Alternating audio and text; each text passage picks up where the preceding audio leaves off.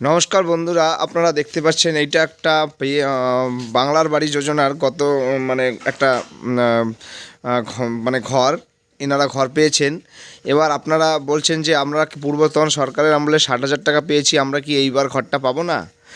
এবার বলছি আপনাদের এবারের ঘরটা পাবেন। আপনার পরবর্তী কিস্তির 60,000 টাকাও পাওয়ার জন্য প্রসেসিং শুরু হয়ে গেছে, কিন্তু আপনাকে পেতে হলে আপনাকে যেটা করতে হবে সেটা হচ্ছে আপনার ঘরটি কিন্তু আপাতত সেকেন্ড কিস্তির টাকা পাওয়ার জন্য লিনটেন লেভেল অবধি কমপ্লিট করতে হবে। এখানে আপনারা দেখতে পাচ্ছেন এই বাড়িটার লিনটেন লেভেল অবধি কমপ্লিট হয়েছে। লিনটেন লেভেল বলতে বোঝানো হচ্ছে এই যে দরজার উপরের যে বিমটা এই অবধি কিন্তু আপনাকে কমপ্লিট করতে হবে।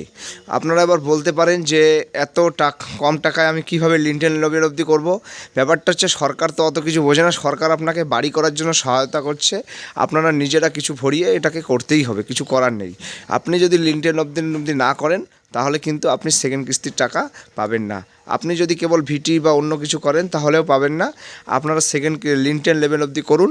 লিনটেন লেভেল অবধি করলে কিন্তু আপনাদের সেকেন্ড কিস্তি টাকা পাওয়ার আগে অফিস থেকে ভেরিফিকেশনের জন্য আসবে এবং এই লিনটেন লেভেল অবধি ছবি তুলে নিয়ে গিয়ে কিন্তু আপনাদের ভেরিফিকেশনটা সম্পন্ন হওয়ার পর আপনাদের সেকেন্ড কিস্তির টাকা পাবেন। কারা কারা পাবেন না? যাদের ফার্স্ট কিস্তির টাকা পেয়েছেন কিন্তু যাদের এসআইআর এর নাম বাদ গেছে ওনারা পাবেন না। তাছাড়া বাকিরা যারা সব লিনটেন লেভেল অবধি কমপ্লিট করেছেন তারা পাবেন।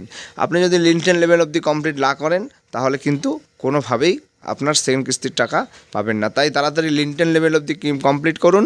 লিনটেন লেভেল বলতে এই যে দরজার উপরের বিমটা, এই লেভেল অবধি কমপ্লিট করুন এবং সেকেন্ড কিস্তির টাকা নিয়ে ঘরটিকে নতুন করে ভালোভাবে কমপ্লিট করুন।